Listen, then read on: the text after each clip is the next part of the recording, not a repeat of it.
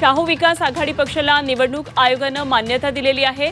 संजय पाटील यड्रावकर यांच्या या पक्षाला ही मान्यता देण्यात आलेली आहे। यड्रावकर शाहू विकास आघाडीतून निवडणूक लढणार का याकडे आता लक्ष असेल। शाहू विकास आघाडी पक्षाला निवडणूक आयोगानं मान्यता दिली आहे। कोल्हापुरातून ही महत्त्वाची राजकीय घडामोड।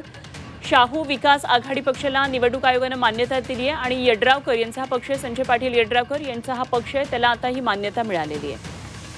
प्रताप नाईक आमचे प्रतिनिधी आपल्या बरोबर आहेत आणि आणखी सविस्तर माहिती जाणून घेऊया। प्रताप, कोल्हापुरातून ही महत्त्वाची राजकीय घडामोड, शाहू विकास आघाडी या पक्षाला निवडणूक आयोगानं मान्यता दिली आहे, त्यामुळे आता निवडणुकीमध्ये, येणाऱ्या निवडणुकीत आणखी एका पक्षाची भर पडली आहे।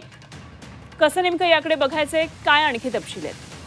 आपण पाहतो की कोल्हापूर जिल्ह्यामध्ये भाजपचे जे सहयोगी पक्ष आहेत, जनस्वराज्य पक्ष असेल किंवा ताराराणी पक्ष आवाडेंचा असेल किंवा आता आपण पाहतोय की शाहू विकास आघाडी, हे तिघही घटक पक्ष आहेत। आणि आता पुन्हा एकदा आपण पाहतोय की जयसिंगपूरचे माजी नगराध्यक्ष संजय पाटील यड्रावकर यांच्या शाहू विकास आघाडीला केंद्रीय निवडणूक आयोगानं मान्यता दिलाय। याचा अर्थ स्पष्ट आहे की राजेंद्र पाटील यड्रावकर हे कोणत्याही पक्षाच्या चिन्हाकडून निवडणूक लढवणार नाहीत, ते अपक्ष म्हणूनच निवडणूक लढवतील आणि स्वतः या आता जे नोंदणी केलेली आहे शाहू विकास आघाडी या पक्षाकडून ते निवडणूक रिंगणात असणार हे जवळपास निश्चित झालेलं आहे। एका अर्थाने महायुतीच्या समोर डोकेदुखी आहे असं आपल्याला म्हणता येईल, कारण शिरोळमध्ये राजेंद्र पाटील यड्रावकर हे राष्ट्रवादीच्या विरोधात जाऊन बंड करून निवडणूक लढवली होती आणि अपक्ष म्हणून निवडणूक जिंकली होती।